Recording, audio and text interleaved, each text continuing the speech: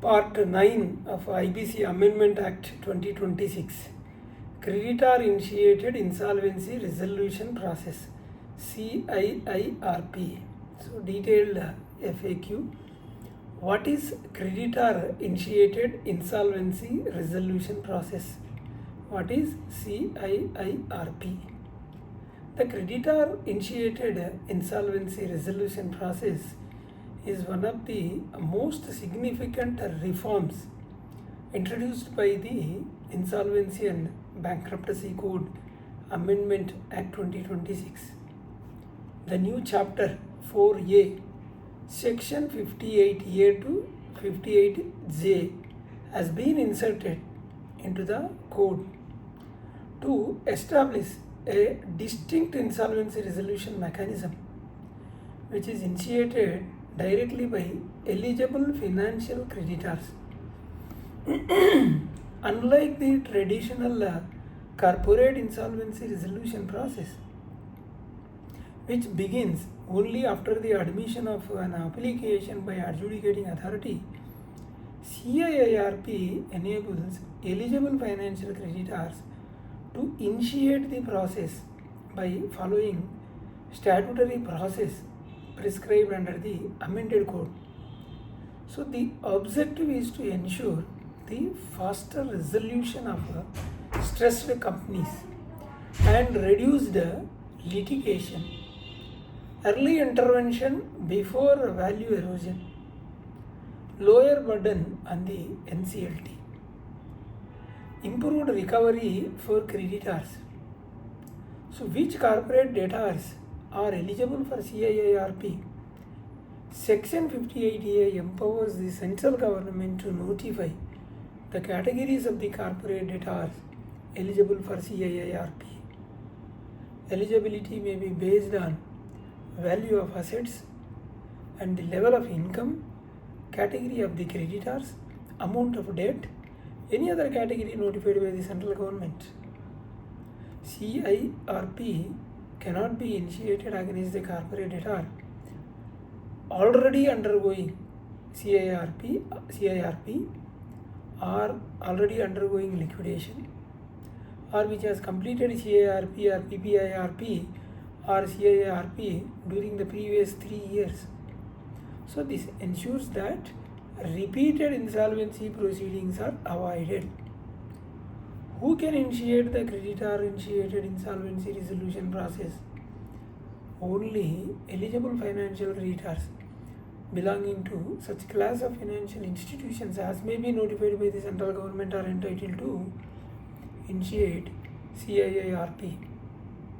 Before commencing the process, the initiating financial creditor must satisfy all the statutory requirements prescribed under the Section 58B. The mechanism is presently designed primarily for institutional financial creditors rather than whole class of the creditors. What approvals are required before initiating CIIRP? Before appointing the resolution professional, the initiating financial creditor must obtain approval from financial creditors representing not less than 51% in value of the debt owed to the notified class of financial institutions. So the financial creditor must also issue notice to the corporate debtor, allow at least 30 days to submit its representation, and then consider the representation received, obtain a fresh approval of 51% creditors after considering the representations. So only thereafter can resolution professional be appointed. So the process ensures fairness and transparency before commencement of this CIIRP.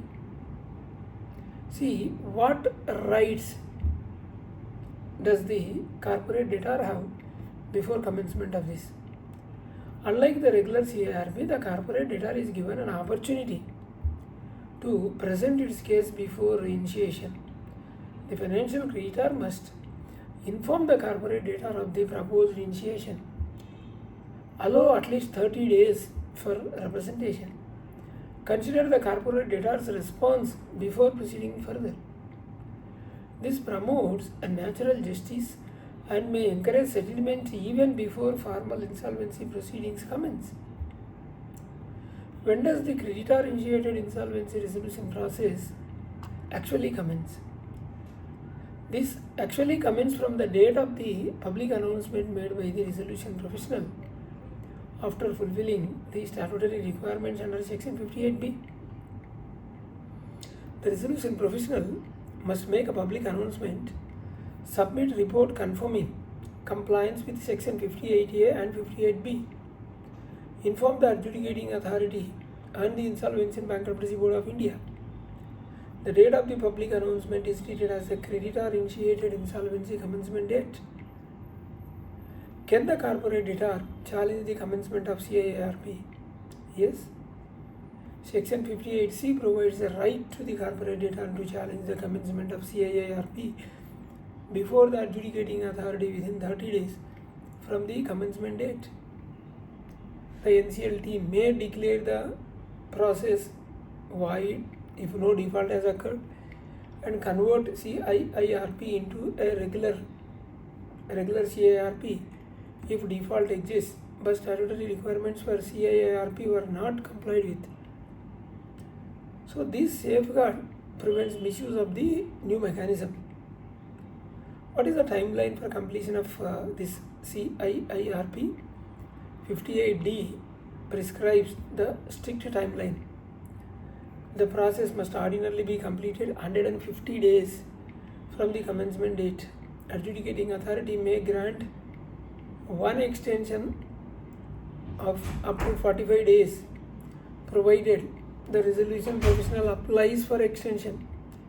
The Committee of Creditors approves the request with at least 66% voting shares. If no resolution plan is approved within the period, the matter proceeds in accordance with the provisions of the code. So, what are the powers and duties of the resolution professional during CIIRP? Resolution professional plays a central role in conducting CIIRP. The duties include inviting and verifying the claims, preparing the information memorandum, examining the eligibility of the resolution applicants, ensuring compliance with Section 29A and Section 30, filing reports before the adjudicating authority and IBBI, supervising the conduct of the process, performing additional duties prescribed under the code.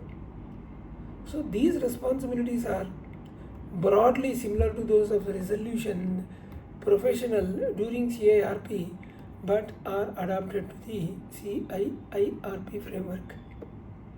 So who manages the affairs of the corporate debtor during this mechanism? So unlike regular CIIRP, the management of the corporate debtor generally continue with the existing board. So the existing board of the directors are our partner during CIIRP. However, the resolution professional attend the meetings of the board and has the authority to reject the resolutions passed by the board if they are inconsistent with the objects of the insolvency process and monitors compliance with the code. This model allows the business continuity while ensuring regulatory oversight. Can a moratorium be imposed during CIIRP? Yes. Section 58Z enables the resolution professional to apply for a moratorium with the approval of the Committee of the Creditor or certain cases with the approval of the Financial Creditors representing at least 51% in value before constitution of COC. If granted by the adjudicating authority, then the moratorium operates in a manner similar to Section 14 of the IBC and protects the corporate debtor during the resolution process. Can CIIRP converted into the regular CIIRP? Yes. CIIRP may be converted into regular corporate insolvency resolution process in several situations, including failure to receive an approved resolution plan and non-cooperation by the corporate debtor or rejection of the resolution plan by the adjudicating authority.